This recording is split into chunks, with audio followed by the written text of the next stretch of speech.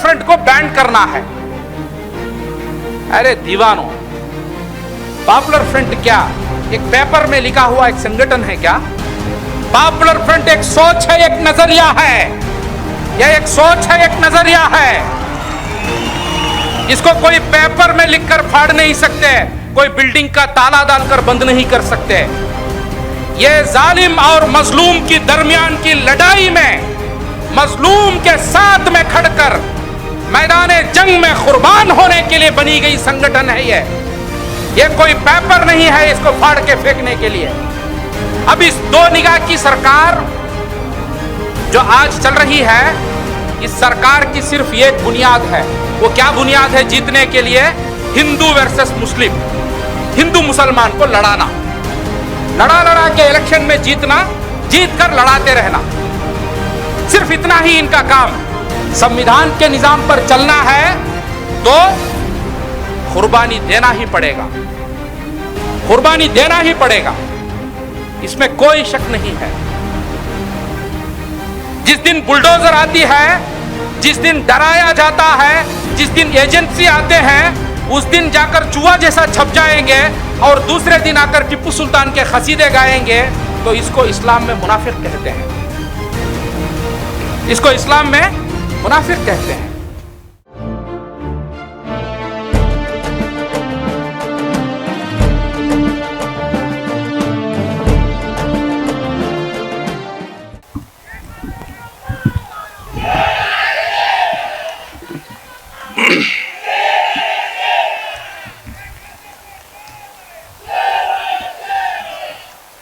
दयस पे बैठे हुए टिप्पू सुल्तान सौहार्द वेदिके के प्रेसिडेंट डॉक्टर मूर्ति साहब और एसडीपीआई के रियासती सदर अब्दुल मजीद साहब और इस अजीमुशान जलसे को, इस प्रोग्राम को आए हुए मेरे भाइयों, मेरे बहनों, अस्सलाम वालेकुम। भाइयों, टिप्पू सुल्तान शहीद, टिप्पू सुल्तान शहीद के बारे में बहुत सारा तारीखी उन्वान, तारीखी बात हमारे आगे आई है। बहुत सारा तारीखी बात आ गई है, हिस्टोरिकल फैक्ट्स। मगर मैं चंद चीज आज के जमाने में शहीद मिल्लत टिप्पू सुल्तान कितने रिलेवेंट है, शहीद मिल्लत टिप्पू सुल्तान की सोच और उनकी कुर्बानी कितनी आज के जमाने में जरूरी है, और उनके रास्ते में खड़कर तकलीफ और मशक्कत को झेलना आज के जमाने में कितना जरूरी है, उसके बारे में मैं बात करूंगा। टिप्पू सुल्तान शहीद को इसलिए हम लोग याद नहीं करते हैं कि वो सिर्फ मुसलमान है। टिप्पू सुल्तान शहीद को हम इसलिए याद नहीं करते हैं कि वो सिर्फ मुसलमान है। टिप्पू सुल्तान शहीद को हम इसलिए याद करते हैं कि दुनिया का सबसे बड़ा सुपर पावर जालिम ब्रिटिश, अंग्रेज, उस ब्रिटिश के सामने पूरी दुनिया सर झुकले कर थी। उस ब्रिटिश के आगे मैं झुकूंगा नहीं, मैं मरने के लिए तैयार हूं, मेरे बच्चों को आपके जेल में, आपके कैद खानों में डालने के लिए तैयार हूं, मगर मैं झुकने के लिए तैयार नहीं। टिप्पू सुल्तान जब शहीद हुए, ही वॉज 47 ईयर्स ओल्ड, 40 पर 7 साल थी उनकी उम्र।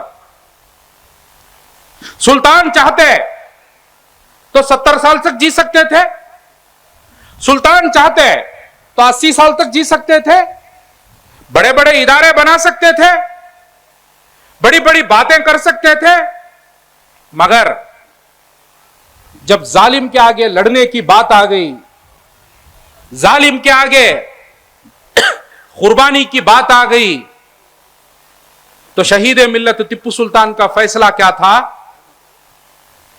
I will be a mortal in history, मैं तारीख में शहीद बोलकर रहना चाहता हूं मगर गुलाम बनकर नहीं रहना चाहता हूं। यह टिप्पू सुल्तान का फैसला है।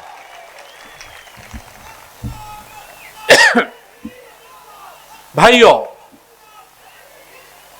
टिप्पू सुल्तान के वही दौर में टिप्पू सुल्तान से बड़े बड़े मालदार बादशाह थे, मुसलमानों में थे, नवाब थे।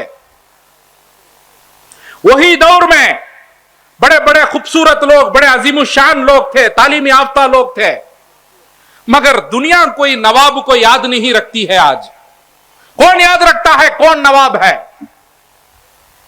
हालांकि वो लोग वेलवेट के बेडों में सोते थे, चांदी और कंगन में खाते थे। कोई याद रखा है कोई नवाब को? कोई याद रखा है? वो भी मुसलमान ही थे, वो भी मुसलमान ही थे। मगर ये दुनिया, यहां के लोग, पूरी दुनिया के लोग टिप्पू को याद रखते हैं, सुल्तान को याद रखते हैं, क्योंकि मैदाने जंग में शहीद होने वाला एक वाहिद बादशाह, एक वाहिद बादशाह। आज कौन से दौर में हम जी लेकर हैं? यह दौर जो टिप्पू के दुश्मन है, उन टिप्पू के दुश्मनों के हाथ में इख्तिदार आ गया है। टिप्पू के दुश्मनों के हाथ में पावर आ गया है। अब टिप्पू के नस्ल, टिप्पू के वारिस, हम लोगों की जिम्मेदारी क्या है? हमारी जिम्मेदारी क्या है? हमारी जिम्मेदारी टिप्पू के रास्ते में शहादत का जाम पीना, शहीद होना, वो हमारा फैसला रहेगा। वरना इस गुलामों का तलवे चाटना, यह हमारा फैसला रहेगा। क्या हमारा फैसला रहेगा? क्या हमारा फैसला रहेगा? टिप्पू जैसा अपने बच्चों को गिरवी जेल भेजने के लिए तैयार थे, मगर जालिम के पास, जालिम के आगे सर झुकने तैयार नहीं थे। I will die better, will not surrender, will not surrender। तो आज जिस दौर में हम जी रहे हैं, ये कौन लोगों की दौर है मालूम है? ये लोग ब्रिटिश के तलवे चाटने वाले लोग थे, अंग्रेज के गुलाम थे। इन अंग्रेजों के गुलाम अलग अलग साजिश करके, अलग अलग जो अपने दिमाग को, अपने जो साजिशों को अंजाम देकर इख्तिदार में आकर बैठ गए। इख्तिदार में आकर बैठ गए। इख्तिदार में आने के बाद हम पॉपुलर फ्रंट के लोग, पीएफआई के लोग बोल रहे थे, 30 साल से पुकार कर बोल रहे थे, जैसा ये लोग पावर में आ जाएंगे, ये देश में बराबरी खत्म हो जाएगी, ये देश में बराबरी खत्म हो जाएगी, ये देश में ऊंच नीच का मामला पैदा हो जाएगा, ये देश में इंसान की कदर नहीं रहेगी, एक इंसान को ज्यादा वैल्यू और एक इंसान को कम वैल्यू रहेगा। ये हम 30 साल से पुकार कर बोल रहे थे। हाल ही में मंगलूर जिला में क्या हुआ? मंगलूर जिला में 3 इंसानों की मौत हुई, 3 इंसानों का मर्डर हुआ। 3 इंसान, एक मसूद, दूसरा प्रवीण, तीसरा फाजिल। अब ये 3 लोगों का कत्ल होता है, 3 इंसानों का। कोई सिविलाइज्ड सोसाइटी में कोई नहीं चाहता है कि इनका कत्ल होना, इनका मारा जाना, किसी को पसंद नहीं है। सब इसको मजम्मत करते हैं, सब इसको मजम्मत करते हैं। मगर रियासत की सरकार, बीजेपी की सरकार, आरएसएस की सरकार क्या किया? सरकार के सामने कोई मजहब नहीं है। There is no religion, there is no religion. क्या किया सरकार? सरकार मुसलमान को एक रवैया, गैर मुसलमान को एक रवैया, मुसलमान के साथ एक इंसाफ, दूसरों के साथ एक इंसाफ। मुसलमान की जान को कोई कीमत नहीं, दूसरे की जान को कीमत है। मुसलमान की मां रो रही है मगर पूछने के लिए चीफ मिनिस्टर, होम मिनिस्टर कदम नहीं रखेंगे, और मुसलमान के घर में तड़प रहे हैं, जाकर उसको गवर्नमेंट के, सरकार के खजाने से 25 लाख नहीं देंगे।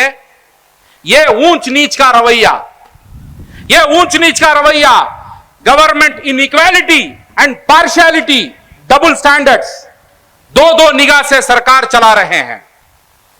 अब इस दो निगाह की सरकार जो आज चल रही है, इस सरकार की सिर्फ एक बुनियाद है। वो क्या बुनियाद है? जीतने के लिए हिंदू वर्सेस मुस्लिम, हिंदू मुसलमान को लड़ाना, लड़ा लड़ा के इलेक्शन में जीतना, जीत कर लड़ाते रहना, सिर्फ इतना ही इनका काम। अभी सरकार क्लियर मैसेज दे दिया, the message is loud and clear. जब फाजिल मारा गया, कोई एनआईए इन्वेस्टिगेशन नहीं, कोई एजेंसी नहीं जाएगी, कोई 25 लाख सरकार के खजाने से नहीं देंगे, दिन दहाड़े उसको काटा गया, दिन दहाड़े। क्या उसका खून खून नहीं है? क्या उसको कोई कीमत नहीं इस देश में? अभी टिप्पू सुल्तान के वारिस, टिप्पू सुल्तान की जो तारीख को हम याद रखने वाले लोग, हमारी क्या जिम्मेदारी है? यह गैर बराबरी को खत्म करके एक बराबरी का निजाम को लाने के लिए हर किस्म की कुर्बानी मांगेगी, और वो कुर्बानी देने के लिए हम तैयार होना है, देने के लिए तैयार होना है। भाइयों, यह मामला कहां से कहां तक जा रहा है मालूम है आपको? पूरे देश में 1-2 महीना पहले क्या हुआ? पूरे देश में रामनवमी के नाम पर हर जगह फिसादात हुए। फिसादात में जो भी मुसलमान नौजवान आगे आकर रुका, जो भी इस फिसादियों को रोकने के लिए आया, तो क्या हुआ? उसका घर टारगेट करके तोड़ा गया। बुलडोजर्स आके उसके घरों को तोड़े, बुलडोजर्स आके उस घरों को तोड़कर गिराए। उसको तोड़ तोड़ कर गिराते वक्त पर वो मजलूम लोग बिलबिलाते हैं, तड़पते हैं, रोते हैं, मैं गरीब हूं, मेरे घर को मत तोड़ो, मैं गरीब हूं, मेरे घर को मत तोड़ो। मगर रहम नहीं, करम नहीं, कुछ नहीं, उनको घरों को तोड़ा गया। अभी सवाल यह है, कल परसों मैं देख रहा था, आतंकियों का ट्रेनिंग चल रहा है, इधर बोलकर मस्जिद को तोड़ रहे हैं, मस्जिद के मीनारे गिर रहे हैं, तोड़ रहे हैं, मीनारे गिर रहे हैं, उस गरीब मजलूम का घर गिर रहा है। और हम लोग घरों में बैठकर कैसे इत्मीनान से पेट भरकर खाकर सो सकते हैं? हम लोग, क्या ईमान है हमारा? क्या ईमान है हमारा? और उसका घर टूटने के दिन, उस दिन रात हमारी नींद आ गई, तो क्या ईमान? मैं पूछना चाहता हूं, क्या फेथ है हमारा? और हम कहते हैं टिप्पू सुल्तान शहीद बोलकर, टिप्पू सुल्तान शहीद बोलकर। भाइयों, उस मीनारा जब गिरता है, उस मीनारा जब गिरता है, उस बुलडोजर के व्हीलों के नीचे 4 मुसलमान नौजवानों का जान गया, शहीद हुआ, मगर उस मीनारे को हिफाजत किया, वो टिप्पू सुल्तान का नस्ल है, वो टिप्पू का नस्ल है। क्योंकि हमारे देश के पिता महात्मा गांधी का रास्ता उतने बड़े ताकतवर ब्रिटिश के सामने जो नॉन वायलेंस का रास्ता, डेमोक्रेटिक तरीके का रास्ता अपनाकर ब्रिटिश को तोड़कर, उखाड़कर फेंकने की ताकत रखती है डेमोक्रेसी। तो ये ब्रिटिश के गुलामों को हम सबक नहीं सिखा सकते। डेमोक्रेटिक स्ट्रगल में, डेमोक्रेटिक प्रोटेस्ट में, डेमोक्रेटिक एजिटेशन में, इसको आप ऐसा नहीं सोचना है। डेमोक्रेटिक एजिटेशन बहुत ताकत रखता है, बहुत पावरफुल है डेमोक्रेटिक एजिटेशन। जब हमें मालूम होता है उधर 10 मुसलमान, उधर मजबूर लोगों का घर तोड़ा जाएगा, तब 1000 मुसलमान नौजवान जाकर उस बुलडोजर के रास्ते में नहीं सोएंगे तो हमारा ईमान क्या है? और हम कहते हैं टिप्पू सुल्तान। भाइयों, टिप्पू के खसीदे गाना, टिप्पू की तारीख बोलना, टिप्पू के बड़े बड़े तारीफ के प्रोग्राम करना बहुत आसान है, उसके रास्ते में चलना बहुत मुश्किल है, बहुत मुश्किल है। अभी पॉपुलर फ्रंट टिप्पू के रास्ते में चलने वाली संगठन, इसको चारों तरफ से हमला हो रहा है, चारों तरफ से मार रहे हैं, चारों तरफ से हम पर हमला। मगर हम सिर्फ हस्बुनल्लाह हस्बुनल्लाह, अल्लाह हमारे लिए काफी है, ये बोलते हुए हम आगे बढ़ रहे हैं। इस देश के डेमोक्रेटिक स्ट्रगल में, हर एक स्ट्रगल में हम लोग शामिल हो रहे हैं। अभी प्रोग्राम हो रहा है, दिल्ली में एक प्रोग्राम हुआ हाल ही में, कम्युनल हार्मनी के नाम पर। हमारे देश के national security advisor mister Ajit Doval आकर वो प्रोग्राम किए। वो प्रोग्राम में थोड़ा नाम लेवा मुस्लिम लीडर्स, थोड़े मीर सादिक के जो औलाद चंद उलेमा, मीर सादिक के औलाद चंद मुस्लिम लीडर, ये सब लोग जाकर बैठ के प्रोग्राम किए। प्रोग्राम करके क्या फैसला लिए? पॉपुलर फ्रंट को बैन करना है। अरे दीवानों, पॉपुलर फ्रंट क्या एक पेपर में लिखा हुआ एक संगठन है क्या? पॉपुलर फ्रंट एक सोच है, एक नजरिया है, यह एक सोच है, एक नजरिया है। इसको कोई पेपर में लिखकर फाड़ नहीं सकते, कोई बिल्डिंग का ताला डालकर बंद नहीं कर सकते। यह जालिम और मजलूम की दरमियान की लड़ाई में मजलूम के साथ में खड़कर मैदाने जंग में कुर्बान होने के लिए बनी गई संगठन है। यह कोई पेपर नहीं है इसको फाड़ के फेंकने के लिए। इस देश में, इस देश के कॉन्स्टिट्यूशन को तबाह बर्बाद करके,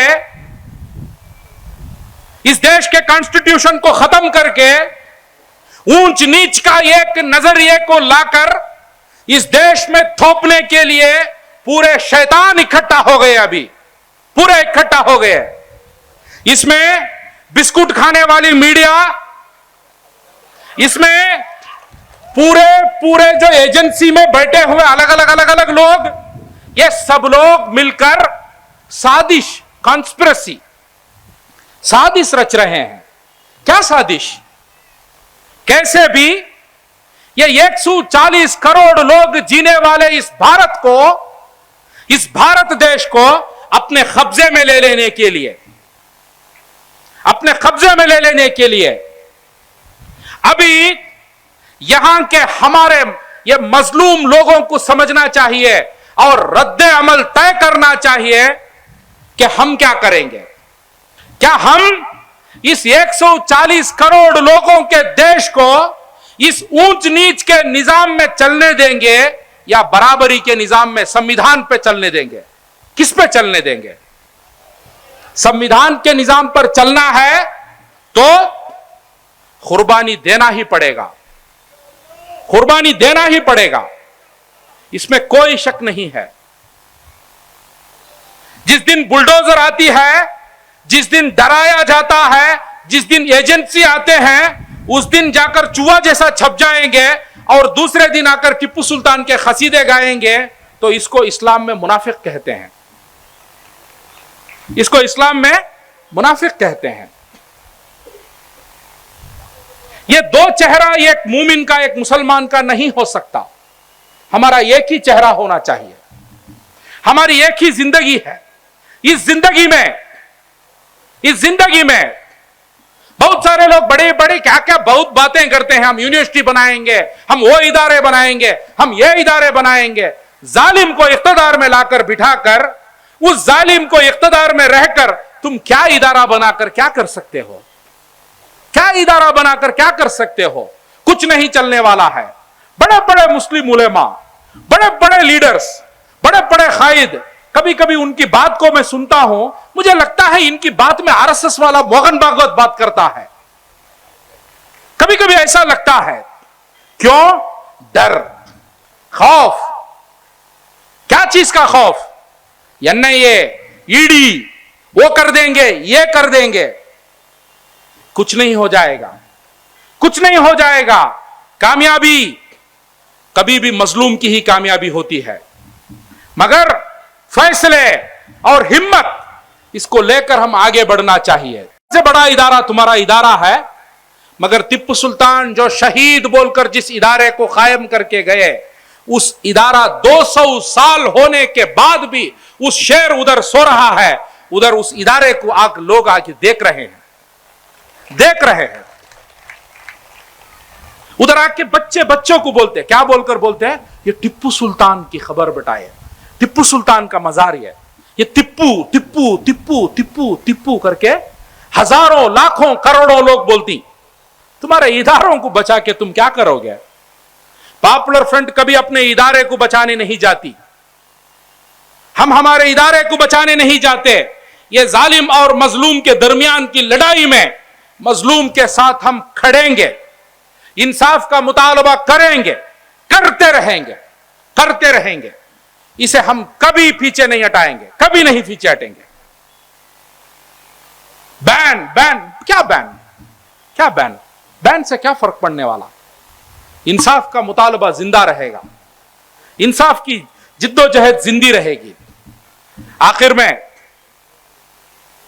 जैसा हमारे मजीद साहब बोल रहे थे, प्राइम मिनिस्टर मोदी बोल रहे थे कि 75 इयर्स में सबको घर बना के देंगे, घर में ट्यूबलाइट, वो सब कुछ कुछ बोल रहे थे, वो कुछ लाइट फैन सब भी। मेरा इतना ही एक रिक्वेस्ट है, इतना ही एक रिक्वेस्ट है, ये 140 करोड़ लोगों का ये देश, ये भारत देश को हिंदू मुसलमान करके इस घर को लड़ाकर बर्बाद मत करो, इस घर को बर्बाद मत करो। बाकी कोई घर मत बनाओ आप, और आप जाके अंबानी अडानी का घर बनाओ, आप खुशी उनके साथ रहो, खुशी खुशी उनके साथ रहो। सिर्फ इतना करो, ये 140 करोड़ लोगों का ये भारत, ये हमारा बहुत अच्छा घर है, ये इस घर को मत तोड़ो। पॉपुलर फ्रंट बड़ा कम्युनल तंजीम, बहुत कम्युनल लोग, बड़े खतरनाक लोग, क्या क्या इल्जाम हमारे ऊपर, क्या क्या इल्जाम। मेरा मिसाल, मैं पॉपुलर फ्रंट का नेशनल काउंसिल का आदमी हूं। मेरा मिसाल, मेरा जो दुकान है, वो दुकान चर्च का बिल्डिंग है। मेरा दुकान को लीज में मैं मुसलमान लिया हूं और मैं रेंट को दिया हूं हिंदू को। बिल्डिंग क्रिश्चियन की, लीज में लिया मुसलमान, रेंट को दिया हिंदू को। पॉपुलर फ्रंट के कम्युनल लोग, क्या मेरे गांव में एक भी मुसलमान नहीं है क्या? मेरे गांव में 1000 मुसलमान है, मगर फिर भी एक अच्छा हिंदू आया, सीधा आदमी है, मैं उसको रेंट को दिया। वो मेरी मर्जी, मैं उधर हिंदू और मुसलमान बोल के तफर्रुका नहीं किया, कम्युनल संगठन हम। यही इल्जाम टिप्पू सुल्तान पे लग रहा है, यही इल्जाम। जब गलत है, गलत बोलने सीखो। वो गलत बोलना जब बोल दिए, उधर हिंदू रह गया, तो वो गलत में हम कम्युनल नहीं हो गए। आरएसएस बीजेपी गलत है, उसको गलत करके बोलना, we are not anti Hindu, हम हिंदू के खिलाफ नहीं है। क्योंकि यह भारत देश की जो आज की संघर्ष है, न्याय का जो जिद्दोजहद है, it is not Hindu versus Muslim. यह हिंदू वर्सेस मुस्लिम नहीं है। आरएसएस चाहती है इसको हिंदू वर्सेस मुस्लिम बनाना बोलकर। यह जालिम वर्सेस मजलूम है, यह जालिम वर्सेस मजलूम है। अभी इधर जालिम आरएसएस है, उसके वजह से हम आरएसएस के खिलाफ बात करते हैं। मगर ये लोग, शातिर लोग, उसको क्या करना चाहते हैं? हिंदू मुस्लिम बनाना चाहते हैं। It is nothing about Muslims, it is nothing about Hindus. हिंदू मुस्लिम का मामला नहीं है। फाइनली आज मैं अखबार देख रहा था, अखबार में आया तकरीबन 13 मुल्कों से, अलग अलग 13 मुल्कों से आरएसएस के लोगों को मध्य प्रदेश भोपाल में बुलाकर एक प्रोग्राम किया गया। यह 13 मुल्कों से आरएसएस वालों को बुलाकर एक प्रोग्राम, वो प्रोग्राम के बाद एक स्टेटमेंट आया है, वो मैं पढ़ा हूं, कल्चर के बारे में, मोरालिटी के बारे में, एथिक्स के बारे में, यह सब बात है। कौन? आरएसएस का चीफ मोहन भागवत के तरफ से। अब ये 13 मुल्कों से, अमेरिका से, ऑस्ट्रेलिया से, यूरोप से जो आए हुए आरएसएस के लोग उधर जाकर कोई हिंदू धर्म का काम करने के लिए नहीं आए। उधर आए क्या मकसद से? उधर से आए क्या मकसद से? उधर से आए वहां के लोगों के दरमियान में इस्लाम के खिलाफ नफरत को डालने के लिए। वहां से आए वहां के लोगों के दिलों में क्रिश्चियनिटी के खिलाफ नफरत को डालने के लिए, जैसा हमारे भारत देश में हुआ। हम 50 साल पहले बोल रहे थे आरएसएस के लोग काम कर रहे हैं, यह काम का अंजाम बड़ा बड़ा खतरनाक रहेगा। आज क्या हुआ? आज ऐसी एक कौम को बनाए ये लोग। वो कौम कैसी कौम बन गई है मालूम है आपको? उनको अपनी तरक्की में कोई खुशी नहीं, उनको मुसलमान की बर्बादी में खुशी है। उनको ऐसी कौम बनाए वो लोग। वही कौम अभी ऑस्ट्रेलिया में जाकर बनाएंगे, वैसे ही लोगों को अमेरिका में बनाएंगे, वैसे ही लोगों को यूरोप में जाकर बनाएंगे। ये यूरोप में, ऑस्ट्रेलिया में, अमेरिका में जीने वाले मुसलमान और दूसरे बड़े बड़े एक्टिविस्ट, अलग अलग समुदाय के, ये लोग इंडिया में रहने वाले अपने दोस्तों को, फ्रेंड्स को जब फोन करते हैं, फोन करके बड़ी हमदर्दी जताते हैं। क्या भाई, इंडिया में हालात बहुत खराब है क्या? जीनोसाइड की बात कर रहे हैं, कत्ले आम की बात चल रही है इधर। तलवार, त्रिशूल, ये वो इकट्ठा करो, वो करो, ये करो बोलकर बात चल रही है। मस्जिदें, गरीबों का घर तोड़ा जा रहा है बुलडोजर डालकर, ऐसे हमदर्दी करते हैं ऑस्ट्रेलिया से बैठकर, अमेरिका से बैठकर लोग। अभी हमदर्दी आप करने का दौर चला गया, हमदर्दी करने का दौर चला गया। अभी 5 साल 10 साल के पहले ऐसा हालात आएगा अमेरिका में, ऑस्ट्रेलिया में, आपके ऊपर हमदर्दी करने वाला कोई नहीं रहेगा। ऐसी हालात आ जाएगी। तो आज this is the time to act. अभी हम लोग काम नहीं करेंगे तो क्या हालात रहेगी? क्या हालात रहेगी? इसे हम समझना चाहिए। और क्या मकसद से आए उधर से? दूसरा इनका मकसद क्या है मालूम? इंडिया में जब भी जुल्म होता है मुसलमानों पे, क्रिश्चियंस पे, इस जुल्म के बारे में अलग अलग वतनों में अलग अलग मुसलमान, क्रिश्चियन, अलग अलग संगठन के लोग बात करते हैं, बोलते हैं कि इंडिया वर्ल्ड्स लार्जेस्ट डेमोक्रेसी, इधर इतना जुल्म चल रहा है बोलकर जो वो लोग बात करते हैं। अब वो जो बात करने वाले लोगों को झूठे लोग, वो लोग मक्कार लोग बोलकर उनके बारे में एक इल्जाम की तहरीक चलाने के लिए वहां से लोगों को इधर बुलाए। तो ये ऐसा एक सोच रखकर ये जो आरएसएस के लोग इतना डीप जाके काम कर रहे हैं, इतना डीप जाके काम कर रहे हैं। अभी ऐसे दौर में जीने वाले मुस्लिम्स, क्रिश्चियंस, दलित, सब पिछड़े वर्गों की जिम्मेदारी क्या है? What is the responsibility? हमारी जिम्मेदारी क्या है? हमें धमकाया जाएगा, हमें डराया जाएगा, कभी जेल बताकर, कभी मौत बताकर, कभी एजेंसियों को बताकर हमें डराया जाएगा। तो उस वक्त पर हमें डरना नहीं चाहिए। उस वक्त पर हमें साबित कदम रहकर काम करना चाहिए।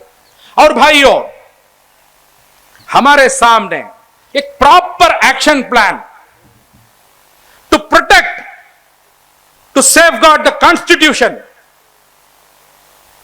And to implement the constitution in its true spirit, उसके असल स्पिरिट में उसको इंप्लीमेंट करने के लिए हमें रात दिन हमें काम करना चाहिए, काम करना चाहिए। बातें कम, काम ज्यादा, काम ज्यादा। उसके लिए थोड़ी बिजनेस की कुर्बानी देना चाहिए, उसके लिए थोड़ा नींद की कुर्बानी देना चाहिए, उसके लिए हर किस्म की सैक्रिफाइस को देकर ही हम हमारे देश को बचा सकते हैं। और आरएसएस के लोग बहुत डरने वाले लोग हैं, बहुत डरने वाले लोग हैं, ब्रिटिश के गुलाम है, बहुत डरने वाले लोग। इनसे हमें कोई डरने की जरूरत नहीं है, इनसे हमें डरने की जरूरत हमें नहीं है। कामयाबी कभी भी मजलूम की कामयाबी हुई, कामयाबी कभी भी हक की कामयाबी हुई तो यही कहते हुए 47 ईयर्स में अपने जान को कुर्बान किए हुए उस शहीद को याद दिलाते हुए मेरी बात को मैं खत्म करता हूं। आप लोग बड़े इत्मीनान से मेरी बात को सुने, आपको मैं शुक्रगुजार हूं। और इस प्रोग्राम को ऑर्गेनाइज करने वाले ऐक्यता वेदिके, सौहार्द वेदिके वालों को मैं शुक्रगुजार हूं।